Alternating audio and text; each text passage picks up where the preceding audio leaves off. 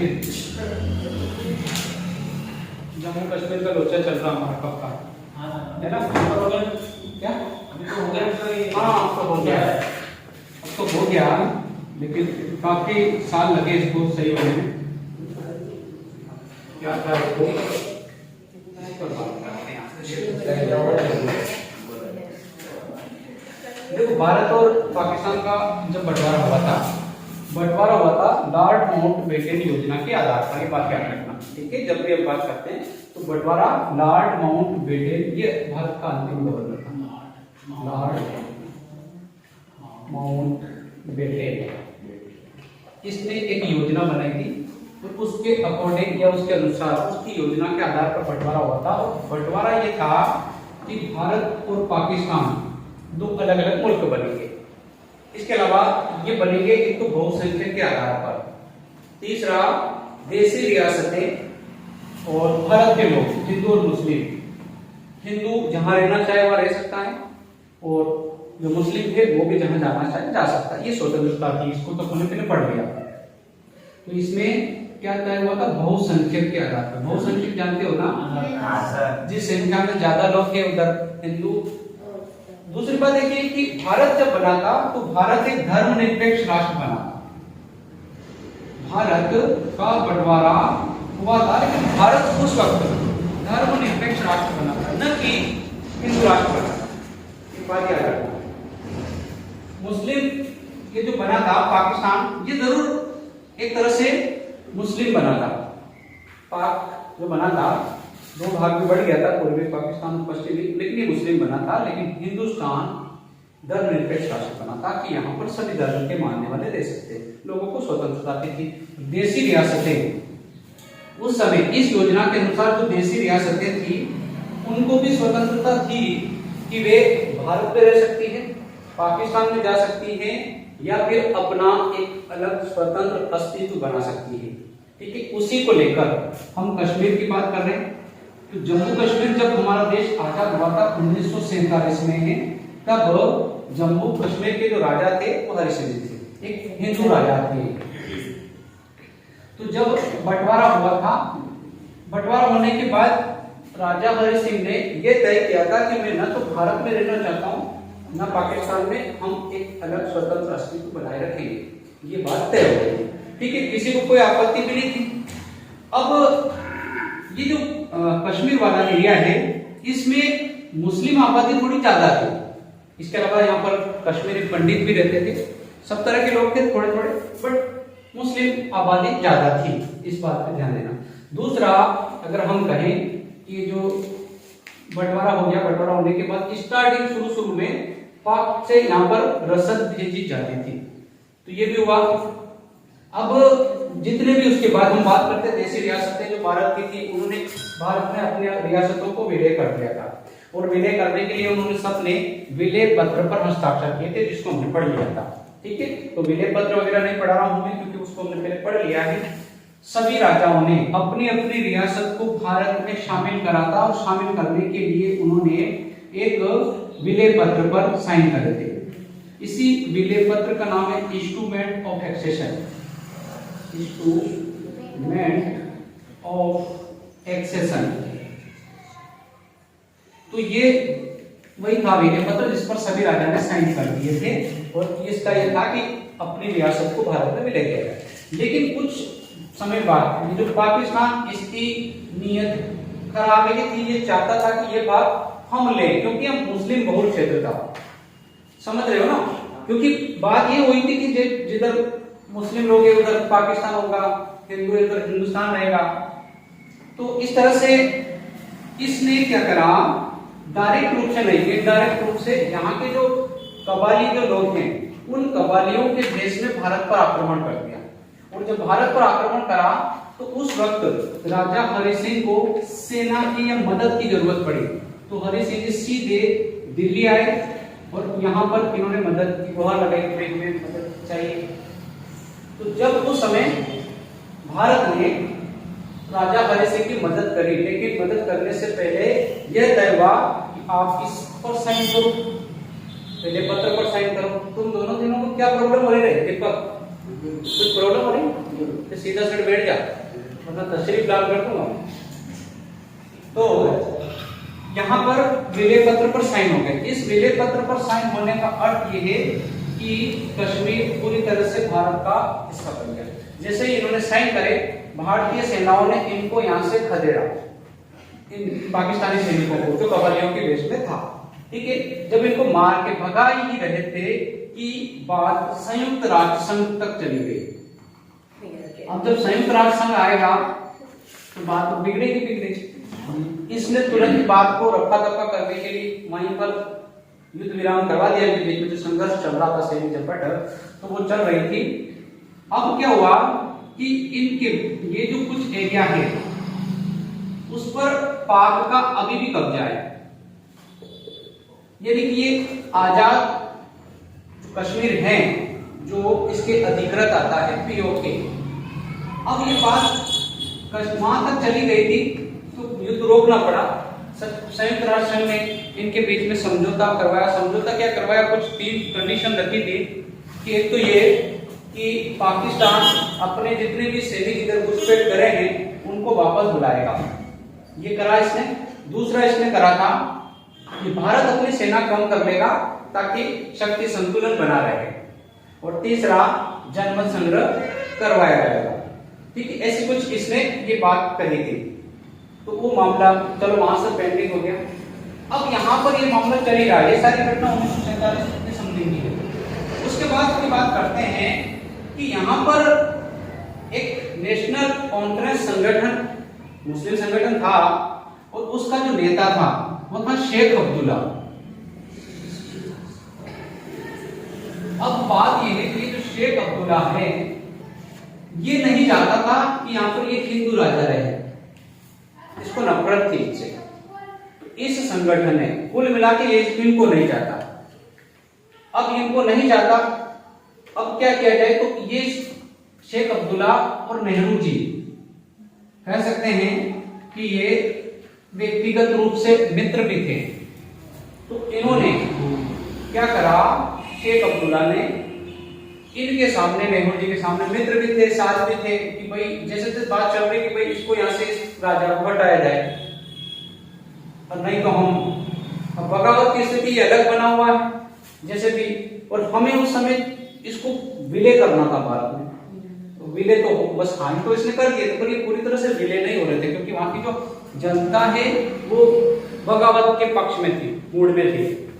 अब प्रॉब्लम क्या थी कि उस वक्त उस हालात में जनमत संग्रह नहीं कर सकते, भारत नहीं चाहता था जनमत संग्रह करना।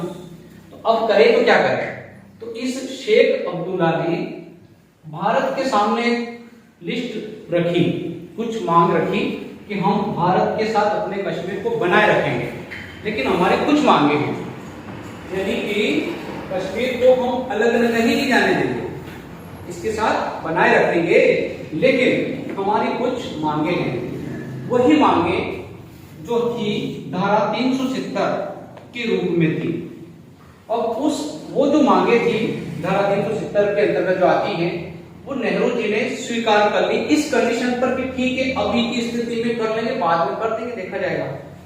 यानी कि उस कंडीशन, उस हालात को देखते हुए इन्होंने इसको स्वीकार कर लिया था। अगर ये नहीं भी करते तो भी कहां जाता, भारत चाहता तो अपने सैन्य बल पर या किसी भी तरह से इसको मिला सकता था, लेकिन भारत ने ऐसा नहीं करा।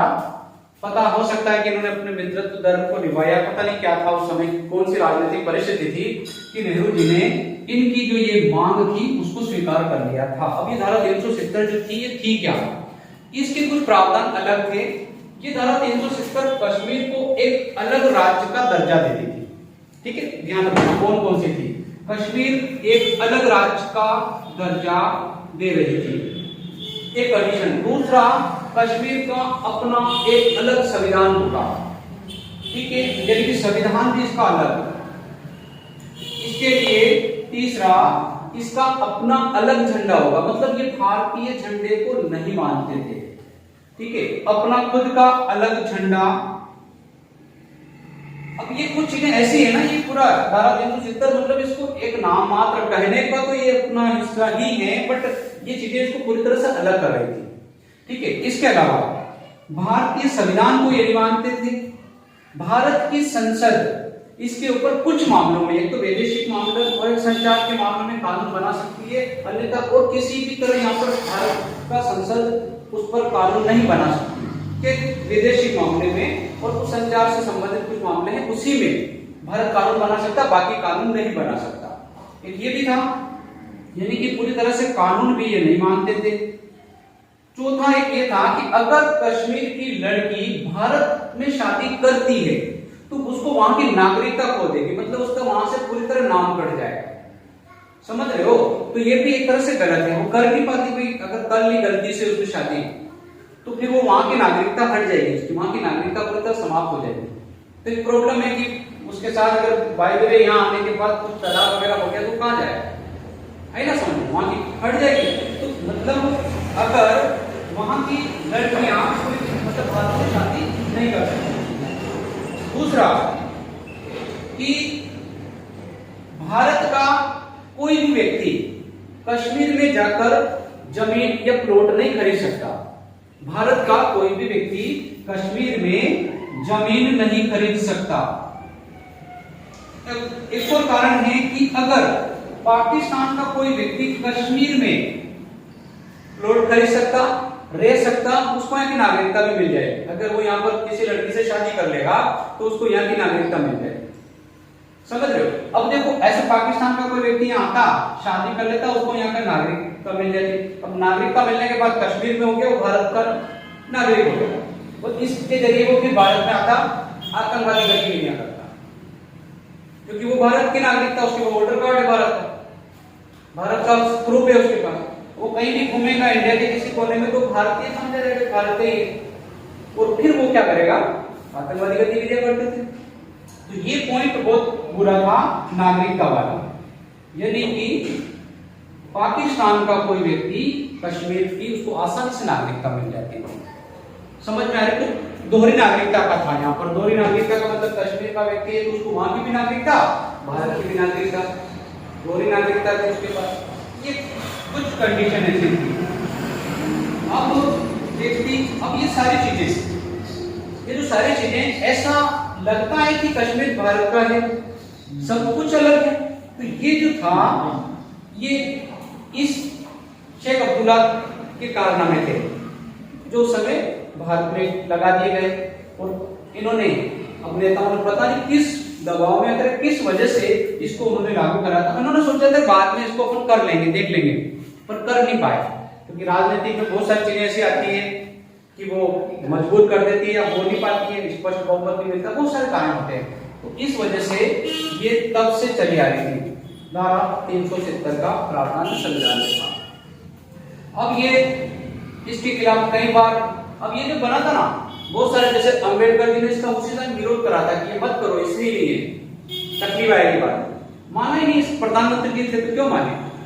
तो इस तरह से इसके अलावा फिर इन्होंने क्या करा, इसको भी हटा दिया और यहाँ पर प्रधानमंत्री का पद बना लिया इन्होंने। 48 में, 1948 में यहाँ प्रधानमंत्री बन गए साहब। उस टाइम तक यहाँ प्रधानमंत्री का पद रहा।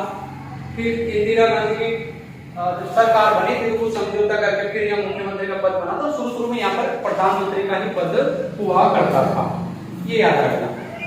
उसके बाद क्या हुआ, ये तो धारा 370 के प्रावधान हो गए। अब धारा 370 जब हटी, जब से, कब हटी थी? 5 अगस्त 2019।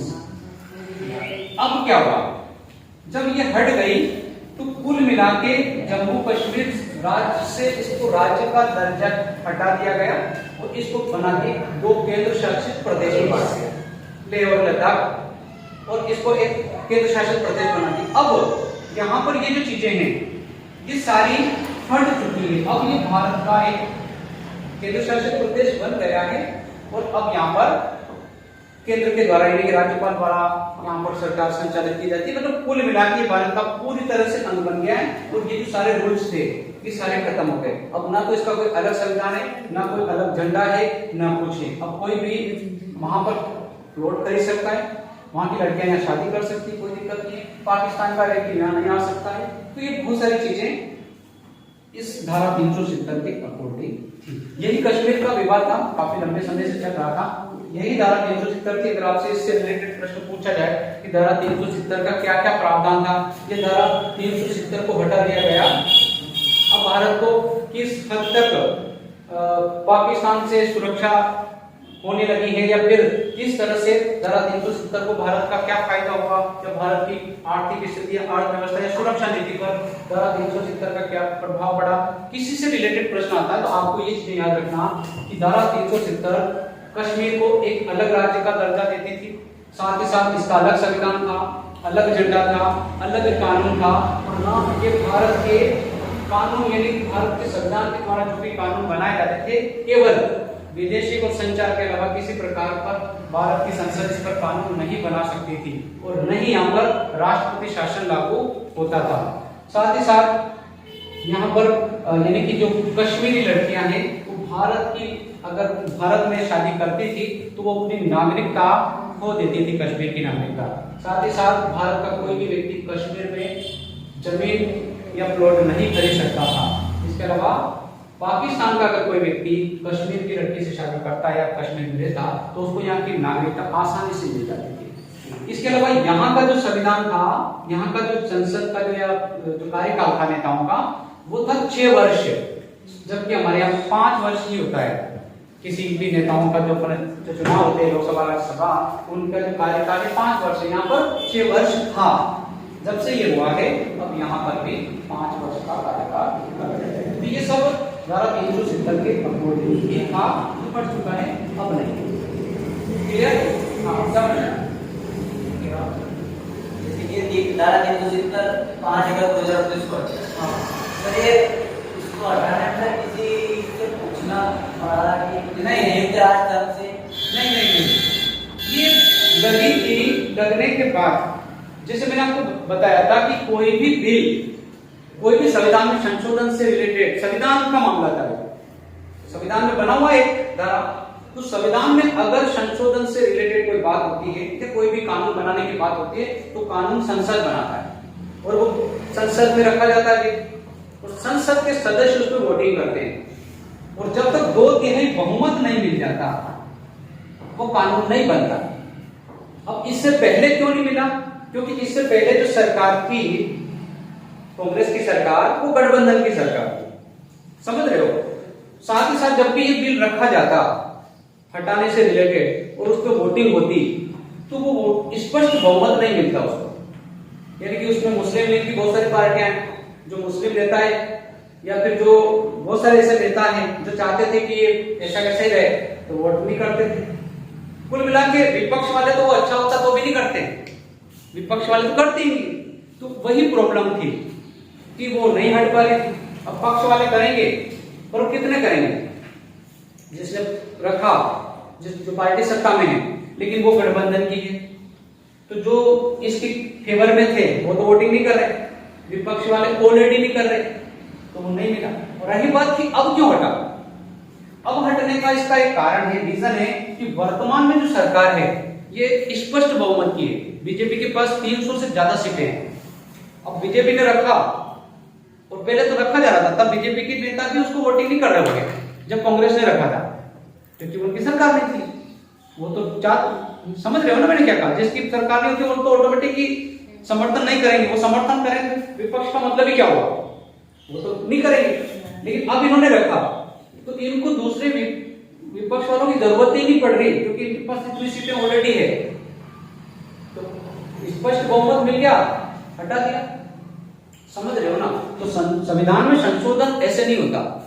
संशोधन के लिए पहले वहां पर संसद में रखना पड़ता है और उसके बाद वोटिंग करवाई जाती है, बहस करवाई जाती है, वोटिंग होती है, 2/3 बहुमत मिलता है। अब 2/3 बहुमत मिलेगा तब उस नया कानून पास होगा, उसमें संशोधन किया जा सकता है। कहता है ना कि हमारा जो संविधान है, संविधान की विशेषता में बोलते हैं हमारा संविधान लचीला भी है और कठोर भी है।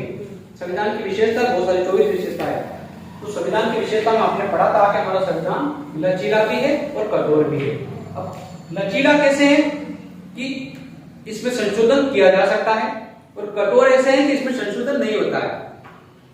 अब बात तो दोहरी हो गई, विरोधाभास हो गई कि संशोधन किया भी जा सकता है और संशोधन नहीं हो सकता। इसके रिजल्ट देता हूं। ऐसा है कि अगर प्रधानमंत्री चाहे कि मैं संशोधन करूं, प्रधानमंत्री साहब वो तो पावरफुल है और वो चाहे कि मैं इसमें संविधान की कुछ धाराएं बदल दूं तो वो नहीं बदल सकता। कोई भी एक व्यक्ति चाहे वो कितने भी बड़े पद पर क्यों ना हो, चाहे वो राष्ट्रपति क्यों ना हो, प्रधानमंत्री क्यों ना हो, वो अपनी मर्जी से उसको बदल नहीं सकता। तो कठोर अगर जो राजतंत्र होता तो जब चाहे बदल देता राजा, उसका मूड खराब हुआ रात को उठ के बदल दिया उसका मूड है, उसको कौन चेंज कर सकता, राजा में ये होता है। लेकिन हमारे जो संघात्मक शासन प्रणाली है हमारे देश की, इसकी यही खूबसूरती है कि कोई भी व्यक्ति चाहे वो कितना भी बड़ा क्यों ना हो, वो संविधान को छेड़ नहीं कर सकता, इसलिए कठोर है। लेकिन समय, समाज, देश या परिस्थिति परिवर्तनशील है और जो चीज बन गई हमेशा वैसी रहे जरूरी नहीं है, समय समय के अनुसार उसमें परिवर्तन की जरूरत पड़ सकती है। और अगर परिवर्तन की जरूरत पड़े तो संसद के 2/3 बहुमत के द्वारा सभी लोग मिलकर परिवर्तन कर सकते हैं, इसलिए लचीला भी है। तो ये इसलिए कहा जाता है कि हमारा संविधान कठोर और लचीला दोनों है। यानी कि कठोर है कि बदल कोई सकता नहीं है व्यक्ति, और लचीला इसलिए कि अगर जरूरत पड़ती है बदल सकते हैं। जैसे कई बार ऐसे परिवर्तन हुए संविधान में, तो ये इसलिए तो ये परिवर्तन किया गया जो देश के लिए काफी हितकर और कारगर है। तो ये धारा 370